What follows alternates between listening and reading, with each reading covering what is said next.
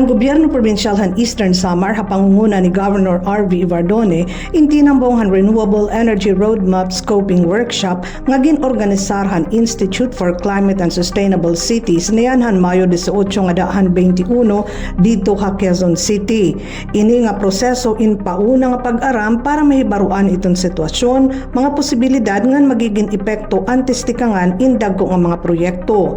Kaupod han mga tinambong ang mga opisyales ng gobyerno probinsyal, mga department heads, ngan mga miyembro sa technical working group. Sakupan mga gintalakay didahan workshop amo ang National Energy Policies, Renewable Energy Framework, Power Systems, ngan Community-Based Energy Solutions. Nagamayada gihapon hin mga diskusyon, mahiunong ini hiton mga financing mechanisms para suportahan iton implementasyon hiton proyekto. Tuyo hini nga mapakusog iton kanan probinsya mga plano para hin renewable energy ngan iton mga stratehiya hini para magkamay-ada hin seguridad ha enerhiya.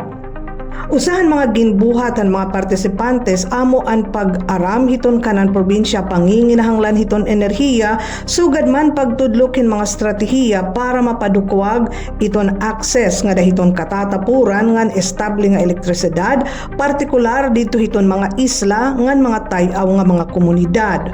Didahan pagtatapusan workshop, igin presentar ang pauna nga Renewable Energy Roadmap sugad man gihapon ang pagtudlokan magiging miyembro siton kanan probinsya Local Energy Council.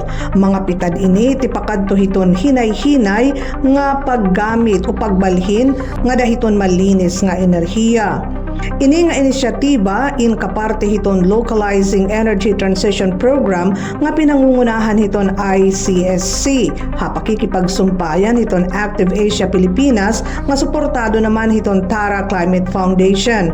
Igin i-implementar ini ha ilarom hiton Clean, Affordable and Secure Energy for Southeast Asia Project nga pinamumunuan hiton German Agency for International Cooperation para hiton International Climate Initiative.